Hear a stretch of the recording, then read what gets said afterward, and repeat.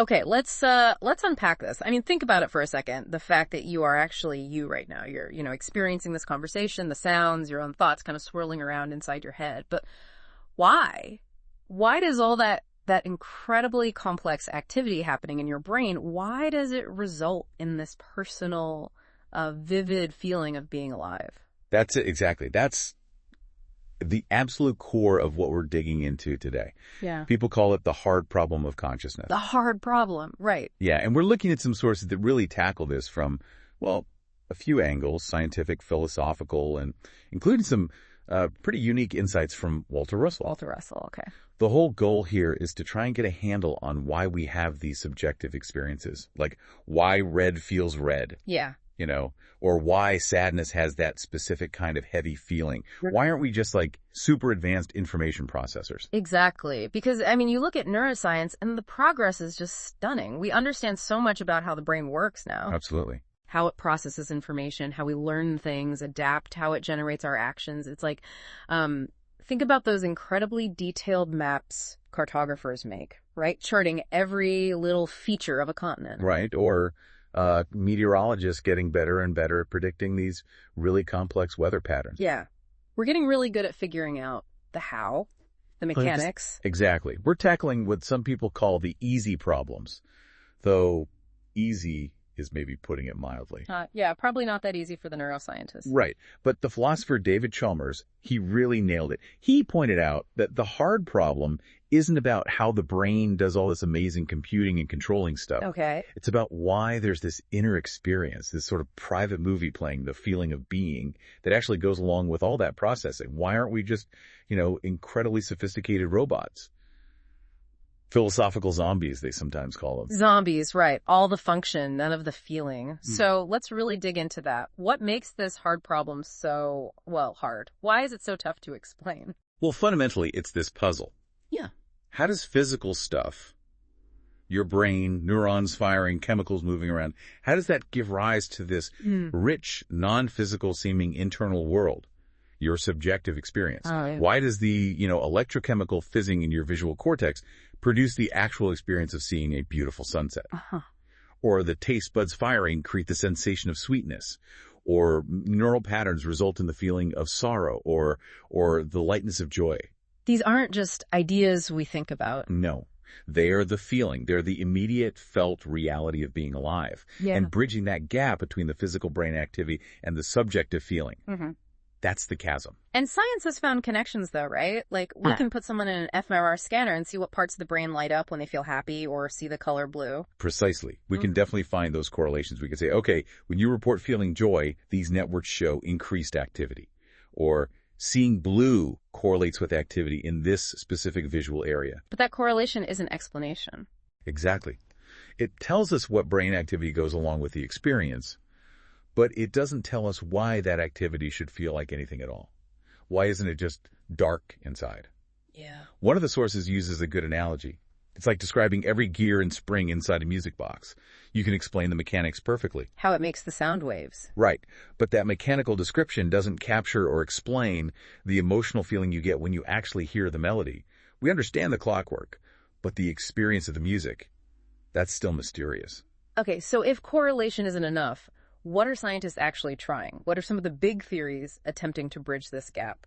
Well, there's some really interesting approaches. One major one is called integrated information theory, or IIT. IIT. Okay. It basically suggests that consciousness is linked to how much information a system can effectively integrate, bring together into a unified whole. It's not just about complexity, but integrated complexity. Integrated complexity. Yeah, they even have a mathematical measure for it called phi. You could very loosely think of phi as measuring how much a system's whole is more than the sum of its parts, how much its current state depends on its past and influences its future in a unified way. So a higher phi might mean more consciousness. That's the general idea in IIT, yeah. More integrated information, potentially more consciousness.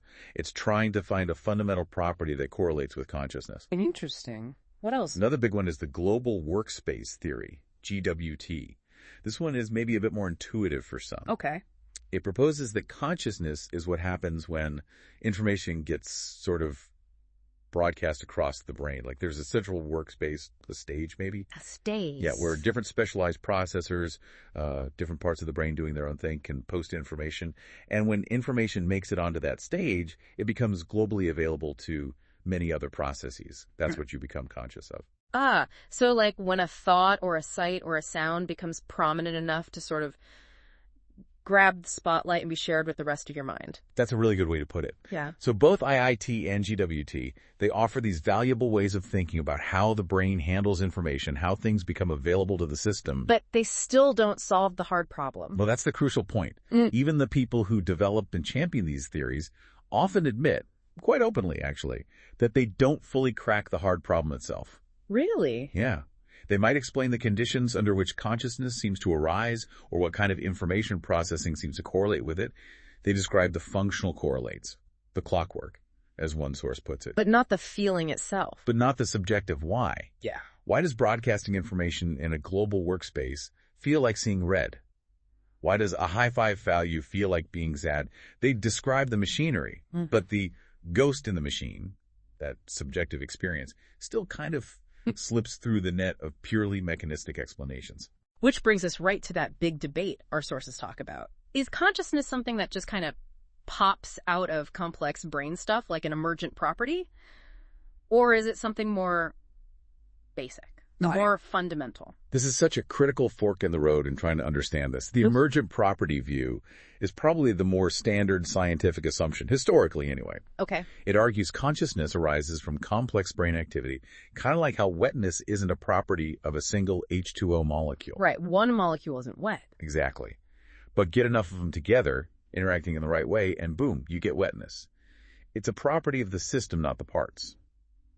So the idea is consciousness isn't in the neurons themselves, but it emerges from their incredibly complex dance.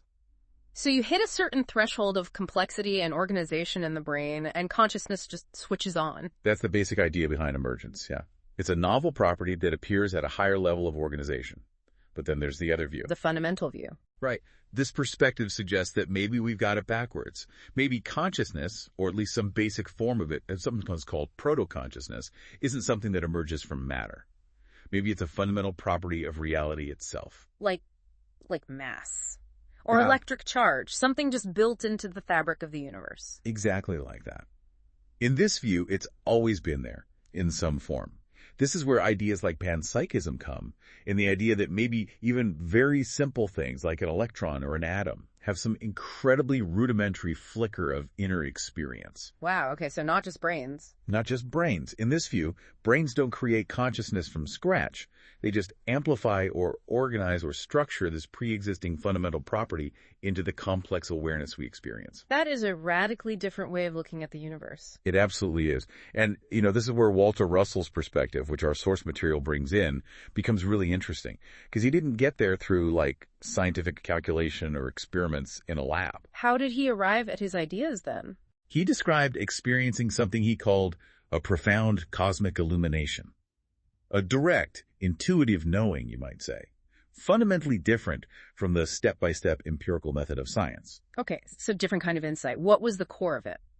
Russell came to see the universe itself as fundamentally mental, not physical stuff that somehow produces mind, but mind itself being primary.